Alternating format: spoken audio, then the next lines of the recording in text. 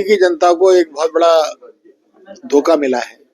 उन्होंने एक मासूम चेहरे पर जो बहुत अच्छी आदर्श बातों पर यकीन किया और बदले में उन्हें ये लगा कि एक होशियार, चालाक और बेरहम आदमी से उनका वास्ता पड़ा है, तो उससे वो आहत है। उसकी प्रतिक्रिया चुनाव में मिलेगी। लेकिन सर ऐसा लग रहा है कि पूरे चुनाव में दिल्ली की जनता एकदम ऐसा लग रहा है कि सोई हुई है, क्योंकि अभी तक वोटर टर्नआउट जो दिख रहा है, पोलिंग काफी स्लो चल रहा है, मतदाता काफी धीरे धीरे निकल के आ रहे हैं घरों से बाहर। अब आना शुरू हो गए हैं 10 बजे के बाद में। अभी आपको जो बुलेटिन मिलेगा 12 बजे का, तो उसमें आप पाएंगे कि कम से कम 33-40% पोलिंग हो चुकेगा। अब लाइनें लग गई हैं। आपको क्या लगता है, आपने दिल्ली में जो मुख्यमंत्री का चेहरा नहीं दिया, वो कहीं ना कहीं कमी रह गई? नहीं, कमी कोई नहीं रहेगी। देखिए, ये कार्यकर्ता आधारित पार्टी है, ये कोई वन मैन शो वाली पार्टी नहीं है।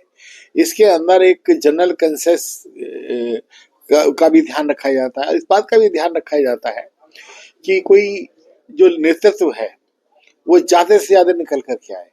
अगर आप गौर करें, प्रधानमंत्री ने ये सपना देखा है कि पूरे भारत के अंदर कम से कम 2 लाख पॉलिटिकल कार्यकर्ता निकल के आने चाहिए।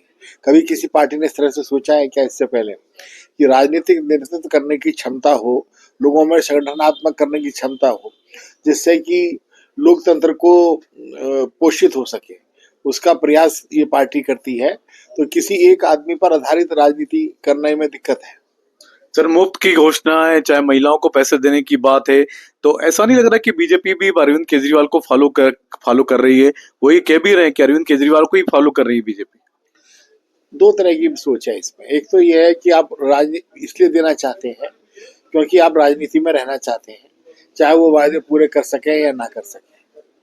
दूसरी सोच ये है कि हम देश की, प्रदेश की इनकम बढ़ा करके उसमें से एक हिस्सा जो आधारभूत समस्याओं को सुलझाने के लिए लोगों को देना चाहते हैं। इन दोनों में बहुत बड़ा अंतर है।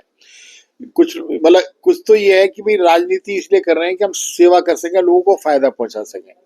अरविंद केजरीवाल को अकेले एक ऐसे मुख्यमंत्री हैं जिसको हाई कोर्ट ने ये कहा कि तुमने दिल्ली को दिवालिया बना दिया, और इसका मतलब क्या हुआ कि आपने भ्रष्टाचार किया। भ्रष्टाचार करके आप इस लायक भी आप नहीं रहे कि आप आयुष्मान, जो हमारी भारत के लिए जो 40% पार्टी को देना पड़ता है, स्टेट को देना पड़ता है, वो भी आप दे सकें, उसके लिए भी आपने कह दिया हम पे पैसे नहीं है।